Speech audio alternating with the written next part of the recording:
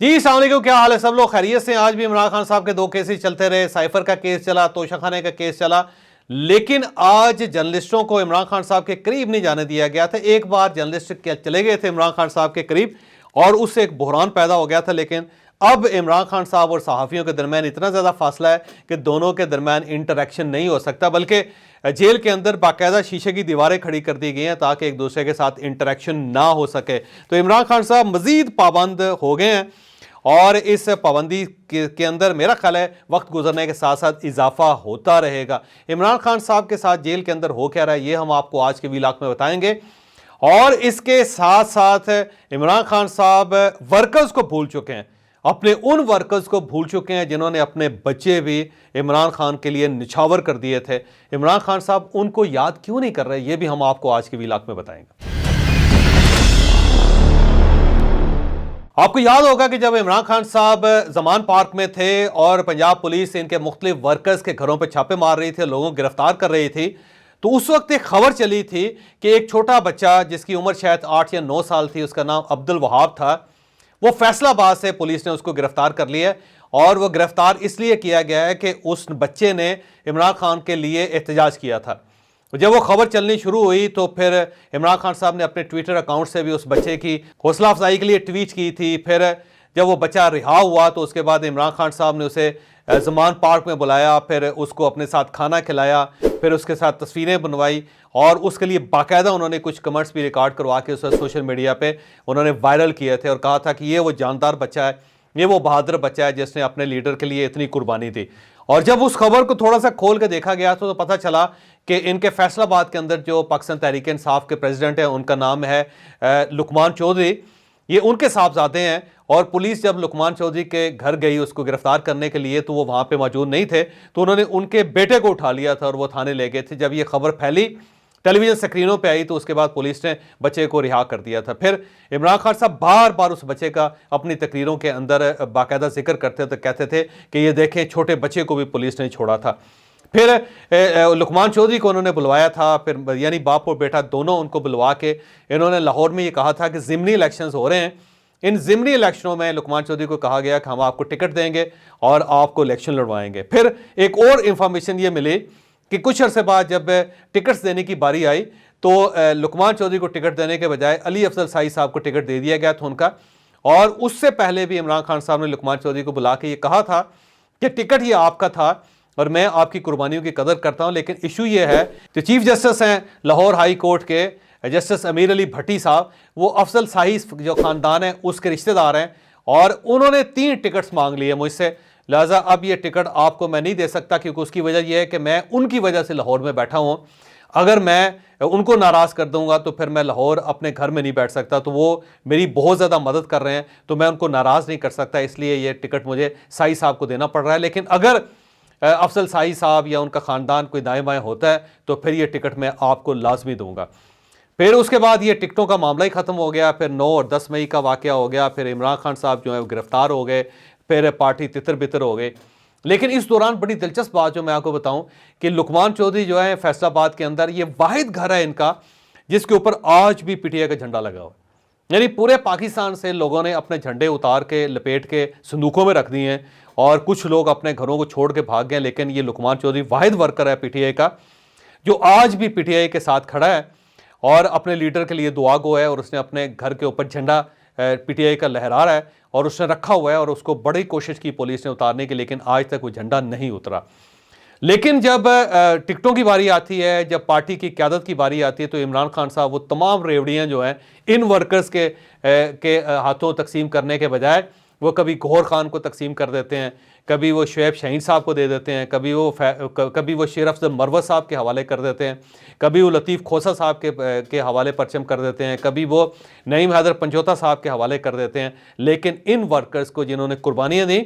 जिन्होंने अपने बच्चे भी इमरान खान साहब के लिए कुर्बान कर दिए, उनको भूल जाते हैं। इस वक्त पूरे पाकिस्तान में पीटीआई की तनसीम साजी हो रही है, उनके मुख्तलिफ लोगों को बाकायदा ओहदे बांटे जा रहे हैं, फिर उनको टिकट्स भी ज़ाहिर पार्टी देगी। लेकिन लुकमान चौधरी और ये वहाब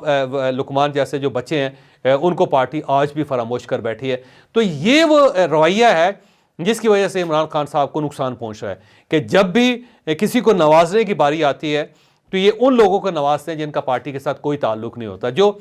जुमा 6 दिन पहले पार्टी में शामिल हुए होते हैं, लेकिन ये उनको चेयरमैन भी बना देते हैं, उनके हाथ में पार्टी का झंडा भी पकड़ा देते हैं, उनको ये टिकट्स भी दे देते हैं और उनको बड़े बड़े ओहदे भी दे देते हैं। लेकिन वो वर्कर जो हर दौर में इनके साथ खड़े रहे, जिनकी इनके साथ कमिटमेंट थी, उनको भूल जाते हैं। और ये मैं बताता चलूँ कि ये जो लुकमान चौधरी साहब हैं, ये फ़रख हबीब साहब के मेन फाइनेंसर थे। यही फ़रख हबीब साहब को इलेक्शन में लेके आए थे और यही उनको फाइनेंस करते रहे थे और पार्टी को उन्होंने फ़ंड भी बहुत दिए, पार्टी के लिए वक्त भी दिया। 2011 से ये पार्टी के अंदर है।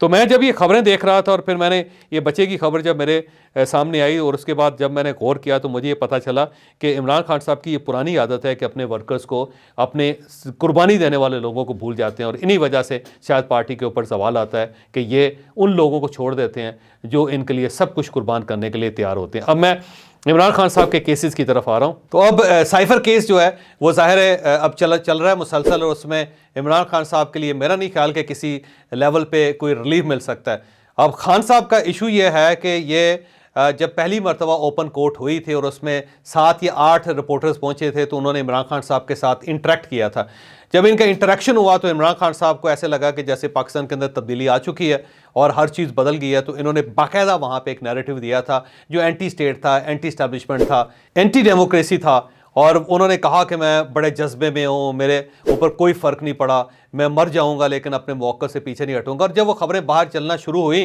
तो ज़ाहिर है उसके बाद जिन लोगों ने ये अरेंजमेंट किया था उनको अफसोस हुआ कि हमने एक राय दी इमरान खान साहब को, लेकिन खान साहब ने उसका गलत फ़ायदा उठाया। तो उसके बाद ज़ाहिर है फिर इस मामले को टाइट कर दिया गया। अब ये कोर्ट ओपन ही है, इसमें कोई शक नहीं, इसमें आम लोग भी हैं, लेकिन ये जो आम लोग हैं वो बहुत ज़्यादा आम नहीं होते, कोई ख़ास ही होते हैं, कहीं से आते हैं और वहाँ बैठ के बड़े मज़े से वो सारा केस सुनते हैं और उसके बाद वो चले जाते हैं। और सब ने वेस्ट कोट पहनी होती है और उनके बारे में कोई शख्स नहीं जानता, ना जज साहब जानते हैं, ना वकील जानते हैं, ना इमरान खान साहब, ना शाह महमूद कुरैशी साहब, और ना वहाँ पर जर्नलिस्ट इनको जानते हैं। फिर जर्नलिस्ट के जो है उनको भी मौका दिया जाता है। गो आज तो बड़ा वैसे खासी सूरत हाल ख़राब थी और जर्नलिस्टों ने खासा शोर शराबा भी किया और वहाँ पे दींगा मुश्ती भी हुई और लोगों ने खासा प्रोटेस्ट भी किया। लेकिन इसके बावजूद ज़ाहिर है जर्नलिस्ट जब जाते हैं तो अब वो डिस्टेंस इतना ज़्यादा बढ़ा दिया गया है कि इमरान खान साहब के साथ इंटरेक्शन नहीं हो सकता। तो अब सिर्फ दोनों एक दूसरे की शक्ल देख सकते हैं और इसका ज़ाहिर इमरान खान साहब को नुकसान हुआ। फिर जज साहब जो है वो ज़ाहिर है उनके पास तो बहुत सारे एविडेंस है जो रियासत ने दिए हैं और उसकी बुनियाद पे ये केस चल रहा है। अब इमरान खान साहब के अपने साथी जो कभी इनके अपना साया भी इनके ऊपर नहीं पड़ने देते थे और इमरान खान साहब के साये की भी खुशामद करते थे, उसको भी चूम चूम के रखते थे, वो सब इनके ख़िलाफ़ हो चुके हैं और वो अब मसलसल गवाहियाँ देते चले जा रहे हैं। अब जो हर बार इमरान खान साहब जो अपने सामने खड़े गवाह को देखते हैं तो उसके बाद इनके चेहरे पे ख़ास मुस्कुराहट आ जाती है। आज भी जब ये अदालत में बैठे हुए थे तो इनके हाथ में तस्वीर थी और सामने जब गवाह आया तो इनकी हंसी निकल गई और ये फिर उसको देख के इस तरह टेढ़ी गर्दन करके इस तरह से करते रहे कि हाँ बेटा तू भी तो वो खान साहब उनको देख के बड़े हैरान होते हैं। इसके साथ साथ तोशा खाने का केस है, फिर इद्दत के अंदर निकाह जो है एक नया केस बन रहा है, वो बाकायदा इमरान खान साहब से पूछा जाएगा, इमरान खान साहब को उसका जवाब भी देना पड़ेगा। 190 मिलियन पाउंड का केस जो है ना वो भी धड़ाधड़ इमरान खान साहब की तरफ बढ़ रहा है और उसके अंदर भी नए नए एविडेंस आ रहे हैं। तो खान साहब जो हैं वो जेल के अंदर को बहुत ज़्यादा कंफर्टेबल नहीं है क्योंकि अब उन्हें महसूस हो रहा है कि ये इलेक्शन शायद ये नहीं लड़ सकेंगे और शायद इनकी पार्टी को भी इलेक्शन से पहले फ़र्क कर दिया जाए क्योंकि इलेक्शन कमीशन बड़ा एक्टिव हो गया और कल इलेक्शन कमीशनर ने खुद ये कह दिया था कि बादियों नज़र में महसूस होता है कि ये जो इलेक्शन पार्टी ने किए इंट्रा पार्टी इलेक्शन ये ठीक नहीं हुए। तो जब उनकी तरफ से ये बयान आ गया तो उससे इमरान खान साहब बखूबी अंदाज़ा कर सकते हैं कि आने वाले दिनों में इनकी पार्टी का बनेगा क्या। तो बहरहाल ये सारी चीज़ें हमारे आपके सामने और यहाँ पे एक ख़बर मैं आपके साथ ये भी डिस्कस करता चलूँ कि कराची के कुछ ताजरों ने प्राइम मिनिस्टर साहब से कहा है कि फौरी तौर पर इलेक्शन न करवाएं, पाकिस्तान की इकानमी इसके मुतहम्मल नहीं हो सकती। अब प्राइम मिनिस्टर साहब हो सकता है ताजरों की ये बात मान लें और कहीं ना कहीं वो गड़बड़ कर दें, लेकिन जब तक चीफ जस्टिस ऑफ पाकिस्तान मौजूद है, सुप्रीम कोर्ट ऑफ पाकिस्तान का फैसला मौजूद है, मेरा ख्याल है इलेक्शन 8 फरवरी को हर सूरत हो जाएंगे।